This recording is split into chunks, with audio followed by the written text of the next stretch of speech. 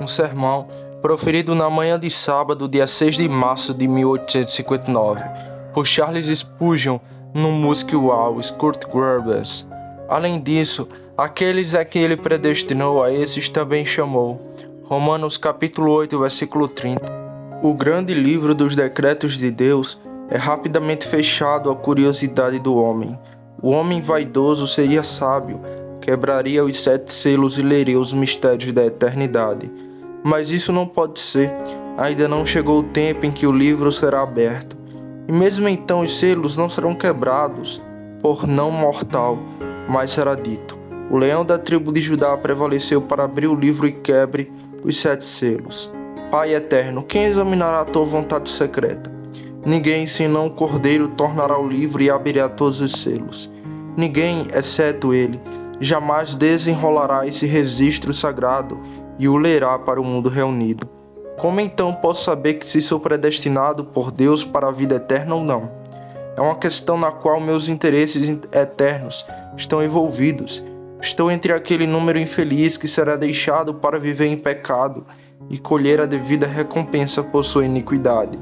Ou pertenço àquele bom grupo que, embora tenha pecado, serão no entanto lavados no sangue de Cristo e andarão com vestes brancas pelas ruas douradas do paraíso?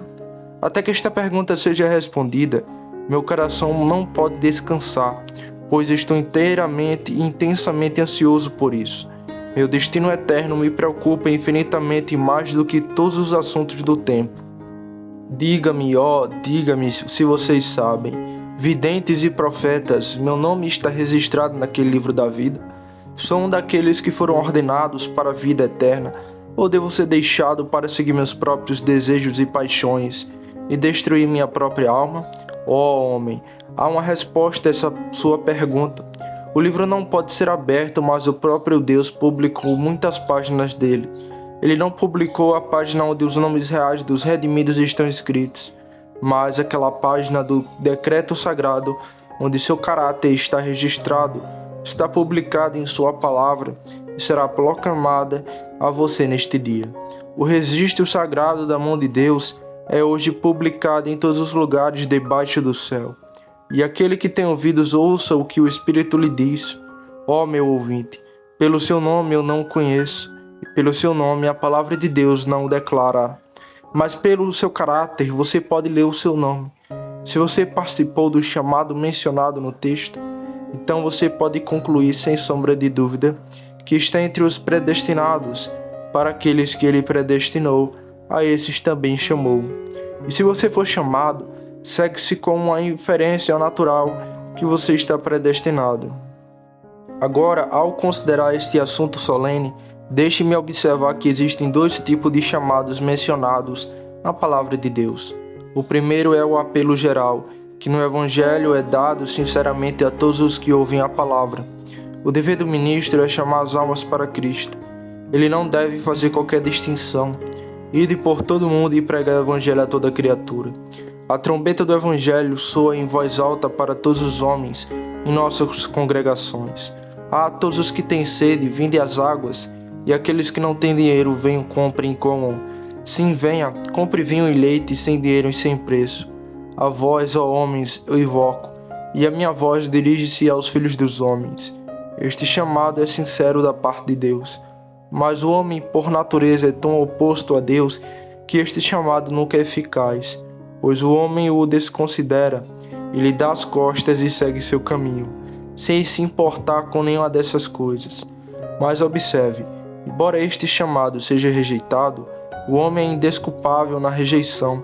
O chamado universal tem em si tal autoridade que o homem que não obedece ficará desculpável no dia do julgamento. Quando você é ordenado a acreditar e se arrepender, quando você é exortado a fugir da ira vindoura, o pecado recai sobre a sua própria cabeça, se você desprezar a exortação e rejeitar o mandamento.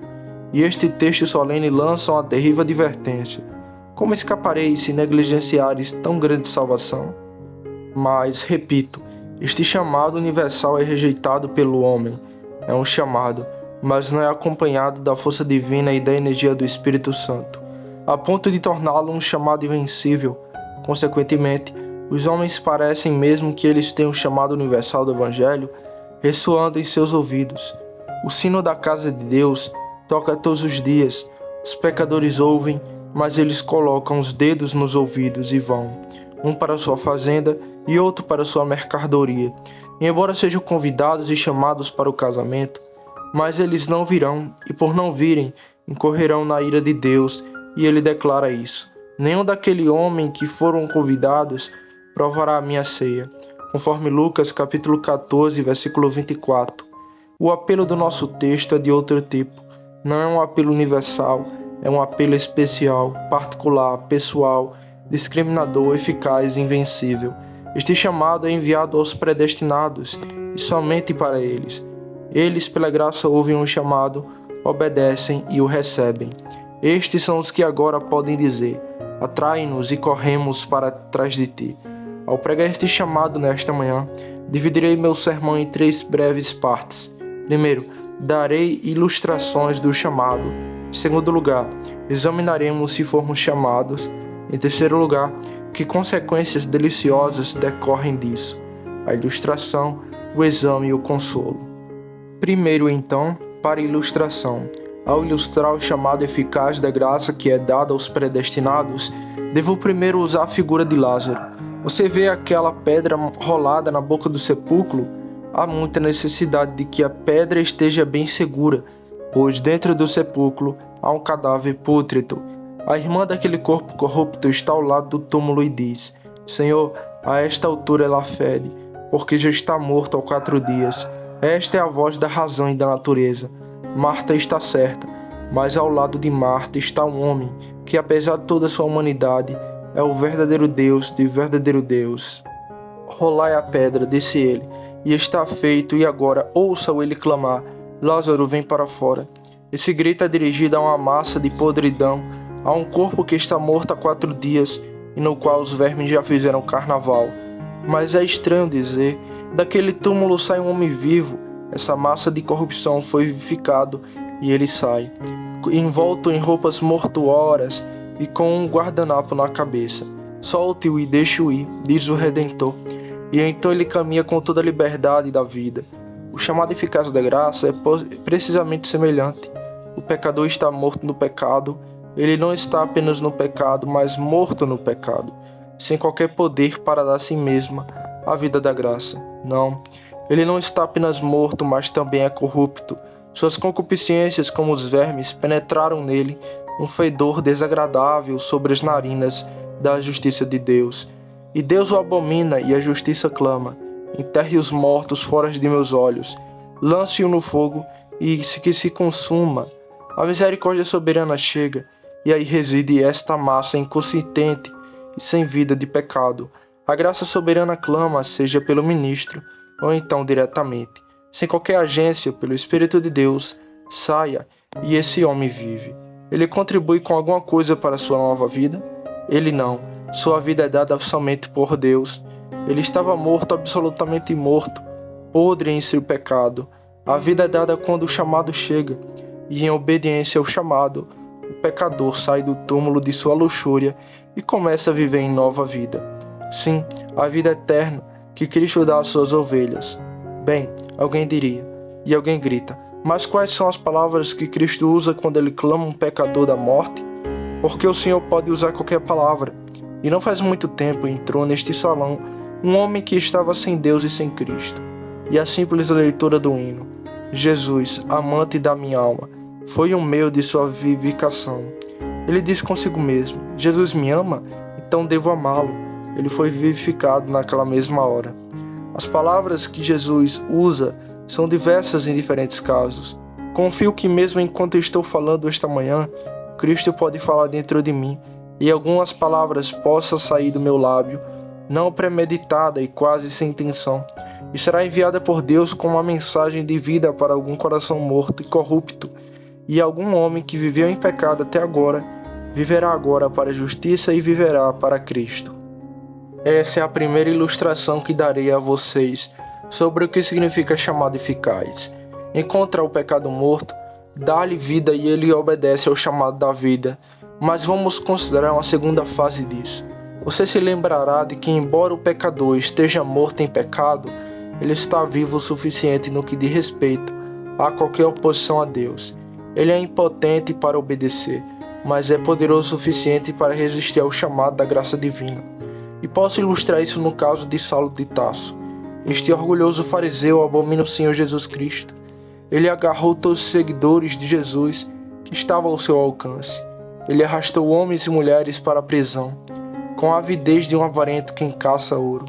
Ele caçou a vida preciosa do discípulo de Cristo. E tendo esgotado sua presa em Jerusalém, procura cartas e parte para Damasco na mesma missão sangrenta. Fale com ele no caminho, envie o apóstolo Pedro até ele, deixe Pedro dizer: Saulo, por que você se opõe a Cristo? Chegará o tempo em que você ainda será seu discípulo. Paulo se virava e ria dele com desprezo. Vá embora, pescador, vá embora. Eu sou um discípulo daquele impostor Jesus de Nazaré. Olhe aqui, esta é a minha confissão de fé. Aqui vou levar seus irmãos e suas irmãs para a prisão, e espancá-los na sinagoga e obrigá-los a blasfemar e até caçá-los até a morte, pois meu hálito é ameaçador e meu coração está com fogo contra Cristo. Tal cena não ocorreu, mas se houvesse qualquer protesto dado por homens, você pode facilmente conceder que tal seria sido a resposta de Saulo. Mas Cristo determinou que chamaria o homem. Oh, que empreendimento! Para ele, porque ele estava avançado rapidamente em sua carreira maluca. Mas eis que uma luz brilha ao redor dele, e ele cai no chão. Ele ouve uma voz clamando: Saulo, Saulo, por que me persegues? É difícil para você chutar contra os aguilhões. Os olhos de Saulo estão cheios de lágrimas, e novamente com escamas de escuridão, e ele grita: Quem és tu? E uma voz chama: Eu sou Jesus a quem tu persegues. Não se passam muitos minutos antes que ele comece a sentir seu pecado por ter perseguido Jesus, nem muitas horas antes que ele receba a certeza de seu perdão, e não muitos dias antes que aquela que perseguiu a Cristo se levante para pregar com veemência e eloquência sem paralelo a mesma causa que ele uma vez pisou sobre seus pés. Veja o que uma chamada eficaz pode fazer. Se Deus escolhesse esta manhã chamar o desgraçado de coração mais duro que estivesse ouvindo o Evangelho, ele deveria obedecer. Deixe Deus chamar. Um homem pode resistir, mas não pode resistir eficazmente. Você cairá, pecador, se Deus chorar. E não há como resistir quando ele deseja que você caia. E observe, todo homem que é salvo é sempre salvo por um chamado vitorioso que ele não pode resistir. Ele pode resistir por um tempo, mas não pode resistir para superá-lo. E ele deve ceder.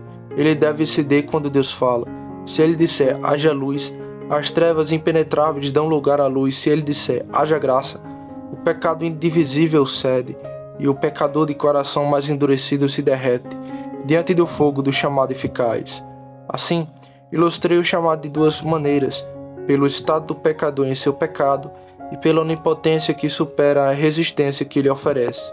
E agora outro caso: o chamado eficaz pode ser ilustrado em sua soberania pelo caso de Zaqueu. Cristo está entrando em Jericó para pregar. Há um publicano morando nela, que é um extorsionário duro, ganancioso e mesquinho. Jesus Cristo está vindo chamar alguém, pois está escrito que ele deve habitar na casa de algum homem. Você acreditaria que o homem a quem Cristo pretende chamar é o pior homem de Jericó, o extrosor? Ele é um sujeito baixinho e não consegue ver Cristo, embora tenha uma grande curiosidade em olhar para ele. Então corre na frente da multidão e sobe em um sindômoro, e pensando estar bastante seguro em meio à folhagem espessa, espera com ansiosa expectativa de ver esse homem maravilhoso que virou o mundo de cabeça para baixo. Mal ele pensava que iria transformá-lo também. O Salvador caminha pregando e conversando com o povo até chegar debaixo do sicômoro, e em seguida, erguendo os olhos, clama: Zaqueu, desce depressa, porque hoje devo ficar em tua casa. O tiro fez efeito, o pássaro caiu, Zaqueu desceu, convidou o Salvador para sua casa e provou que ele realmente foi chamado não apenas pela voz, mas pela própria graça, pois ele disse: Ei, Senhor, a metade dos meus bens eu dou aos pobres. Se eu tiver tirado alguma coisa de alguém por falsa acusação, eu restituirei-lhe 4 vezes. E Jesus disse: hoje a salvação vem à tua casa. Agora, por que ligar para Zaqueu? Havia muitos homens melhores na cidade do que ele. Por que ligar para ele? Simplesmente porque o chamado de Deus chega a pecadores indignos. Não há nada no homem que possa merecer esse chamado, nada no melhor dos homens que possa convidá-lo. Mas Deus vivifica quem Ele quer. E quando Ele enviar esse chamado, embora chegue ao mais vil dos vis, eles descem rapidamente. E rapidamente eles descem da árvore do seu pecado e postram-se em penitência aos pés de Jesus Cristo. Mas agora, para ilustrar esse chamado em seus efeitos, lembramos de Abraão, que é outro exemplo notável de chamado eficaz. Ora, o Senhor disse a Abraão: sai da tua casa, da tua parentela e da casa de teu pai, para uma terra que eu te mostrarei. Pela fé, Abraão foi chamado para sair em um lugar em que ele deveria receber por herança obedecido. E ele saiu sem saber para onde foi. Ah, pobre Abraão! Como o mundo teria imaginado que provação lhe custou seu chamado. Ele estava bastante feliz no seio da casa de seu pai, mas a idolatria penetrou nela, e quando Deus chamou Abraão, ele o chamou sozinho, e o abençoou para fora da Ur dos Caldeus, e disse-lhes: vá em frente, Abraão, e ele saiu sem saber para onde ia. Agora, quando o chamado eficaz chega a uma casa e escolhe um homem, esse homem será compelido a sair do campamento, levando o vitupério de Cristo. Ele deve sair de seus amigos mais queridos, de todos os velhos conhecidos, daqueles amigos com quem costumava beber, ter prazer. Ele deve afastar-se imediatamente de todos eles, para seguir o Cordeiro aonde quer que ele vá. Que provação para a fé de Abraão, quando ele teve de deixar tudo o que lhe era tão querido, e ir sem saber para onde. E no entanto, Deus tinha uma boa terra para ele, e pretendia abençoá-lo grandemente. Homem, se você for chamado, se for chamado verdadeiramente, haverá uma saída sozinho. Talvez alguns de povo professo de Deus o deixem. Você terá que ir sem um amigo solitário. Talvez você até seja abandonado pela própria Sara, e você possa ser um estranho em uma terra estranha, um adralheiro solitário, como todos seus pais foram. Ah, mas se for um chamado eficaz, se a salvação for o resultado dele, o que importa se você for sozinho para o céu? É melhor ser um peregrino solitário rumo à felicidade do que um dos milhares que percorrem um caminho para o inferno. Vou ter mais uma ilustração. Quando o chamado eficaz chega a um homem, a princípio ele pode não saber que se trata de um chamado eficaz. Você se lembra do caso de Samuel? O Senhor chamou Samuel, e ele se levantou e foi até ali e disse: aqui estou, por que me chamou? E ele disse: não o chamei, deite-se novamente. E ele foi e deitou-se. Na segunda vez, veio o Senhor e chamou e disse: Samuel, Samuel. E ele se levantou novamente, foi até Eli e disse: aqui estou, por que você me chamou? E ele disse: não chamei, deite-se novamente. E ele se deitou. Na segunda vez: aqui estou, por que você me chamou? E então Eli, e não Samuel, antes de tudo percebeu que o Senhor havia chamado o menino. E quando Samuel soube que era o Senhor, ele disse: fala, porque o teu servo ouve. Quando a obra da graça começa no coração, o homem nem sempre tem certeza do que é obra de Deus. Ele fica impressionado com o ministro. E talvez esteja mais ocupado com a impressão do que com a gente da impressão. Ele diz: não sei como é, mas fui chamado. Eli, o ministro, me ligou. E talvez ele vá até Eli para perguntar o que ele quer com ele. Certamente, disse ele, o ministro me conhecia. Falou algo pessoalmente comigo porque conhecia meu caso. E ele vai até Eli. E talvez só depois é que ele descobre que ele não teve nada a ver com a impressão, mas que o Senhor o havia chamado. Eu sei disso. Acredito que Deus trabalhou em meu coração durante anos antes que eu sabia alguma coisa sobre ele. Eu sabia que havia uma obra, sabia que orei, chorei e gemi por misericórdia, mas não sabia que aquela era a obra do Senhor. Quase pensei que fosse minha. Eu não sabia até mais tarde, quando fui levado a conhecer Cristo como toda a minha salvação e todo o meu desejo, que o Senhor havia chamado a criança, pois isso não poderia ter sido o resultado da natureza, deve ter sido o efeito de graça. Acho que posso dizer àquelas que são iniciantes na vida divina, desde que o seu chamado seja real, tenha certeza de que é divino. Se for um chamado que se adapte à observação que estou prestes a fazer na segunda parte do discurso, mesmo que você possa ter pensado que a mão de Deus não está nisso, tenha certeza de que está, pois a natureza nunca poderia produzir chamado eficaz. Se o chamado for eficaz e você for trazido para fora e trazido para dentro, tirado do pecado e trazido a Cristo, tirado da morte para a vida e da escravidão para a liberdade, então, embora você não possa ver a mão de Deus nisso, ainda assim é lá. Segundo ponto, assim ilustrei o chamado eficaz. E agora, por uma questão de exame, que cada homem se julgue por certas características da vocação celestial que estou prestes a mencionar. Se em sua Bíblia você lê em 2 Timóteo capítulo 1, versículo 9, você lerá essas palavras: o qual nos salvou e nos chamou por uma santa vocação. Agora aqui está a primeira pedra de troque pela qual podemos testar nosso chamado. Muitos são chamados, mas poucos são escolhidos, porque existem muitos tipos de chamados, mas o verdadeiro chamado, e somente este, responde à descrição do texto. É uma santa vocação, não segundo as nossas obras, mas segundo o seu próprio propósito e graça, que nos foi dado em Cristo Jesus, antes da fundação do mundo. Este chamado proíbe toda confiança em nossas próprias ações e nos conduz somente a Cristo para a salvação. Mas depois de nos purifica das obras mortas para servir ao Deus vivo e verdadeiro. Se você está vivendo em pecado, você não é chamado. Se você ainda pode continuar como estava antes de sua pretensa conversão, então não é nenhuma conversão. Aquele homem que é chamado em sua embriaguez abandonará sua embriaguez. Os homens podem ser chamados no meio do pecado, mas não continuarão mais nele. Saul foi ungido para ser rei quando procurava os jumentos de seu pai. E muitos homens foram chamados quando buscavam sua própria concupiscência, mas ele deixará os jumentos e a concupiscência quando for chamado. Agora, através disso você saberá se é você chamado por Deus ou não.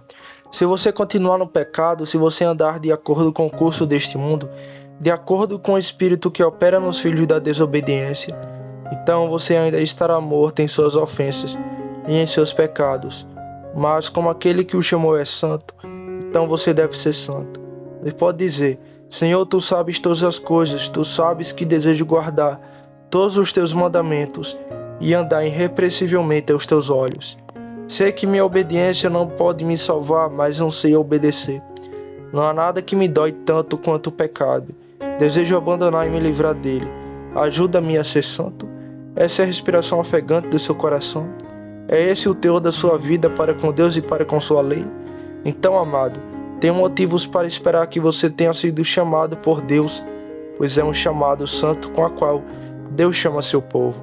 Outro texto, Filipenses capítulo 3, verso 13 ao 14, você encontra essas palavras: esquecendo-me das coisas que atrás ficam e avançando para as que estão diante de mim, prossigo para o alvo, pelo prêmio da soberana vocação de Deus em Cristo Jesus. Então, o seu chamado é um chamado elevado. Elevou o seu coração e o colocou nas coisas celestiais. Aumentou suas esperanças, não mais esperando pelas coisas que são da terra, mas pelas coisas que são de cima. Elevou seus gostos de modo que eles não sejam mais rastejantes, mas você escolhe as coisas que são de Deus. Te elevou os seus desejos, de modo que ansiava não pelas coisas terrenas, mas pelas coisas que não são vistas e são eternas. Elevou o teor constante de sua vida, de modo que você passa a sua vida com Deus em oração, louvor e ação de graça, e não pode mais ficar satisfeito com as atividades baixas e mesquinhas que você seguiu nos dias de sua ignorância. Lembre-se, se você for verdadeiramente chamado, é um chamado elevado, um chamado alto e um chamado que eleva o seu coração e o eleva às coisas elevadas de Deus, da eternidade, do céu e da santidade. Em Hebreus 3, verso 1, você encontra essa frase: Santos irmãos, participantes da chamada celestial. Aqui está outro teste. Chamada celestial significa um chamado do céu. Você foi chamado não pelo homem, mas por Deus? Você consegue agora detectar em seu chamado a mão de Deus e a voz de Deus? Se só o homem te chamar, você é desnecessário. O seu chamado é de Deus e é um chamado para o céu e também do céu. Você pode dizer sinceramente que nunca poderá ficar satisfeito até que contemple sua face e nunca peque, mas dos rios de sua graça beba prazeres sem fim. Homem, a menos que você seja um estranho aqui e o céu seja sua casa, você não foi chamado com a vocação celestial, pois aqueles que foram assim chamados declaram que procuram uma cidade que tem fundamentos, cujo construtor é Deus, e eles próprios são estrangeiros e peregrinos na terra. A outro teste. Deixe-nos lembrá-lo de que há uma passagem nas Escrituras que pode contribuir muito para a sua edificação e ajudá-lo em seu exame. Aqueles que são chamados são homens de antes do chamado gemiam no pecado. O que diz Cristo? Eu não vim chamar os justos, mas os pecadores ao arrependimento. Agora, se não posso dizer as primeiras coisas por causa da timidez, embora sejam verdadeiras, ainda assim posso dizer isto, que me sinto um pecador que detesto minha pecaminosidade, que detesto minha iniquidade, que sinto que mereço a ira de Deus por causa das minhas transgressões? Se for assim, então tenho esperança de poder estar entre as hostes chamadas que Deus predestinou. Ele não chamou os justos, mas os pecadores ao arrependimento. Homem hipócrita, posso dizer-lhe num piscar de olhos se você tem alguma evidência da eleição. Eu lhe digo, não, Cristo nunca chamou os justos. E se ele não chamou você, e se ele nunca o chamou, você não é eleito, e você e a sua justiça própria devem estar sujeitos à ira de Deus e jogar fora eternamente. Somente o pecador desperto, pode ter certeza de que foi chamado, e mesmo ele, à medida que envelhece na graça, deve procurar as marcas mais elevadas da elevada vocação celestial e santa em Cristo Jesus.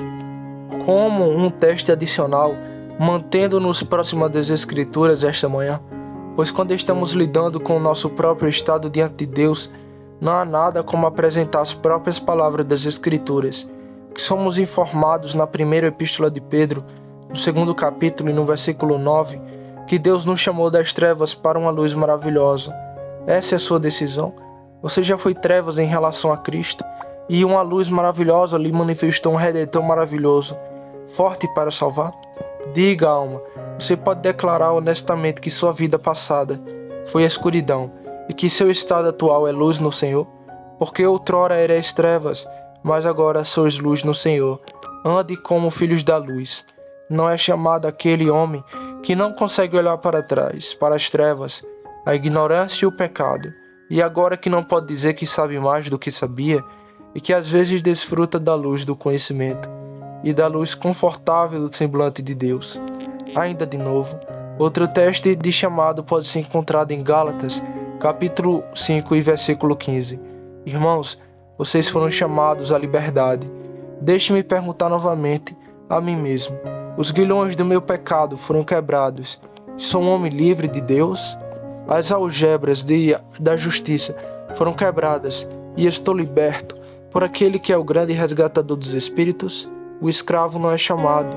Isso é um homem livre que foi tirado do Egito, que prova que foi chamado por Deus e é precioso ao coração do Altíssimo.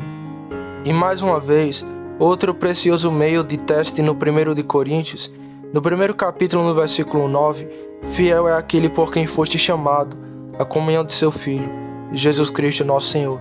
Tenho comunhão com Cristo, converso com Ele, sofro com Ele, simpatizo com Ele em seus objetivos e amo o que Ele ama, eu odeio o que Ele odeia? Posso suportar sua reprovação, posso carregar sua cruz, sigo seus passos, sigo sua causa, e é minha maior esperança ver seu reino chegar, que me sentarei em seu trono e reinará com Ele? Se assim for, então sou chamado com a vocação eficaz, que é obra da graça de Deus, e é o sinal mais seguro da minha predestinação. Deixe-me dizer agora, antes de sair deste ponto, que é possível para um homem saber se Deus o chamou ou não, e ele também pode saber disso sem sombra de dúvida. Ele pode saber com tanta certeza como se o lesse com seus próprios olhos. Ou melhor, ele pode saber com mais certeza do que o que é isso, pois eu leio algo com meus olhos, até meus olhos podem me enganar. O testemunho dos sentidos pode ser falso, mas o testemunho do Espírito deve ser verdadeiro. Temos o testemunho do Espírito dentro de nós, testificando com o nosso Espírito que nascemos de Deus. Existe na Terra uma garantia infalível de nossa eleição. Uma vez que um homem consiga isso, ele untará sua cabeça com óleo fresco, o vestirá com a vestimenta branca de louvor e colocará a canção do anjo em sua boca. Feliz cara, que está plenamente seguro de seu interesse na aliança da graça, no sangue da expiação e nas glórias do céu. Esses homens estão aqui hoje mesmo. Deixe-os alegrar-se sempre no Senhor, e novamente digo, alegrai-se. O que alguns de vocês dariam se pudesse chegar a essa garantia? Marcos, se você deseja ansiosamente saber, você pode saber. Se o seu coração ansiar por ler o título com clareza, isso acontecerá em breve. Nenhum homem jamais desejou Cristo em seu coração, com um desejo vivo e saudoso que não encontrou mais cedo ou mais tarde. Se você tem um desejo, Deus o deu a você. Se você o ofega, chora e geme por Cristo, mesmo este é o seu presente e abençoe por isso. Agradeça a Ele pela pequena graça e peça-lhe grande graça. Ele lhe deu a esperança, peça fé. E quando Ele lhe der fé, peça segurança. E quando você obtiver segurança, peça segurança total. E quando tiver obtido a segurança total, peça prazer. E quando tiver prazer, peça a própria glória. E Ele certamente a concederá a você em seu tempo determinado. Terceiro ponto. Venham agora finalizar com a consolação. Existe algo aqui que possa me consolar? Ah, sim, rios de consolo fluem do meu chamado. Pois primeiro, se sou chamado, sou predestinado, não há dúvida disso. O grande esquema de salvação é como aquelas correntes que às vezes vemos nas balsas puxadas por cavalos. Há uma corrente deste lado do rio fixada em um grampo e a mesma corrente está fixada em um grampo do outro lado. Mas a maior parte da corrente está na maior parte debaixo d'água e você não pode vê-la.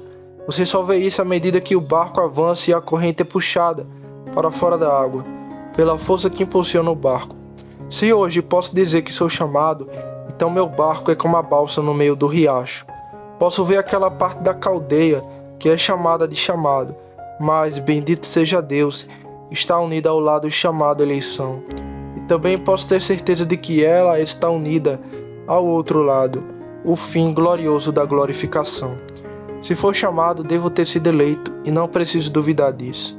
Deus nunca atormentou um homem chamado eficazmente pela graça, a menos que ele tivesse escrito o nome desse homem no livro da vida do Cordeiro. Oh, que doutrina gloriosa é da eleição, quando o homem pode se ver eleito.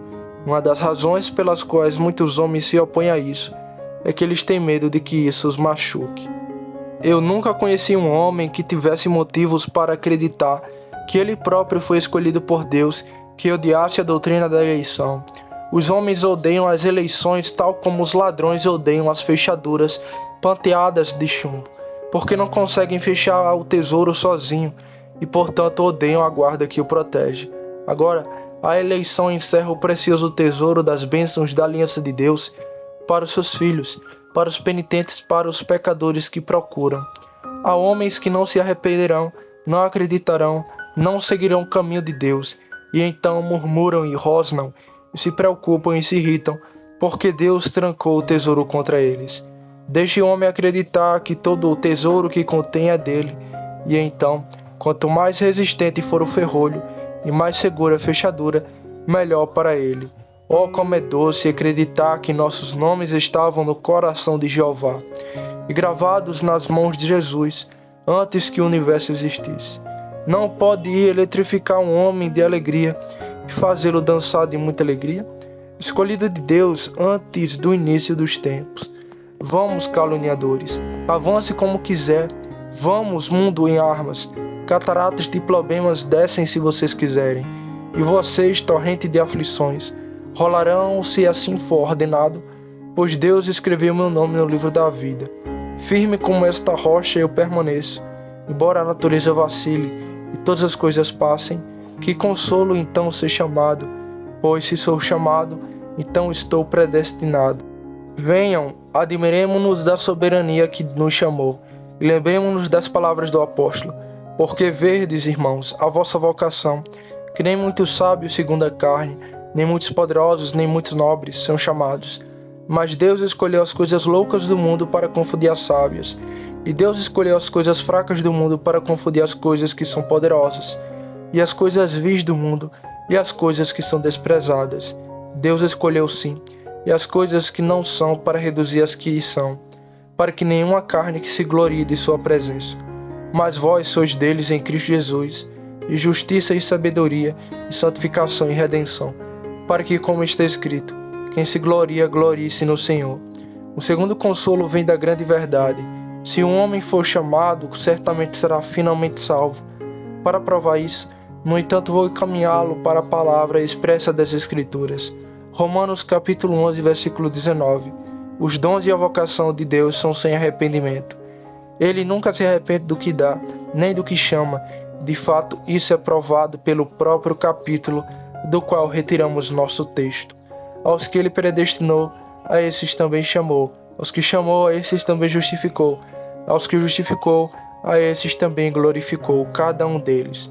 Agora, crente, você pode ser muito pobre, muito doente, e muito desconhecido e muito desprezado, mas sente sem a reveja seu chamado esta manhã e as consequências que ele decorrem. Tão certo quanto você é hoje um filho chamado por Deus, sua pobreza logo chegará ao fim, e você será rico para todos os propósitos de felicidade. Espere um pouco, essa cabeça cansada logo será cingida com a coroa.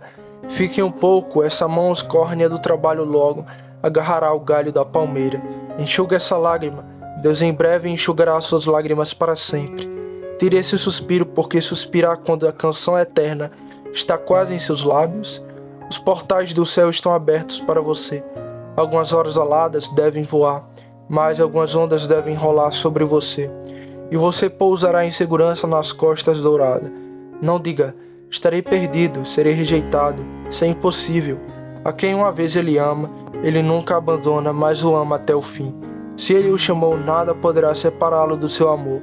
O lobo da fome não pode roer o vínculo. O fogo da perseguição não pode queimar o elo. O martelo do inferno não pode quebrar a corrente.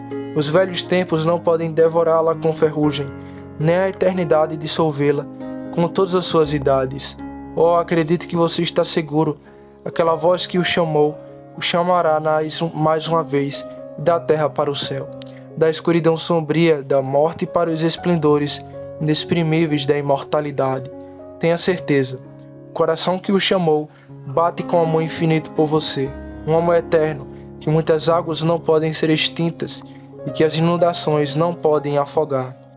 Sente-se, descanse em paz, levante o olho da esperança e cante sua canção com grande expectativa. Em breve você estará com os glorificados. Onde está sua poção? Você está apenas esperando aqui para ser preparado para a herança. E isso feito, as asas dos anjos os levarão para longe, para o monte da paz e da alegria, e bem-aventurança, onde longe de um mundo de tristeza e pecado, com Deus eternamente trancado, você descansará para todo sempre. Examine-se então se vocês foram chamados, e que o amor de Jesus esteja com vocês. Amém.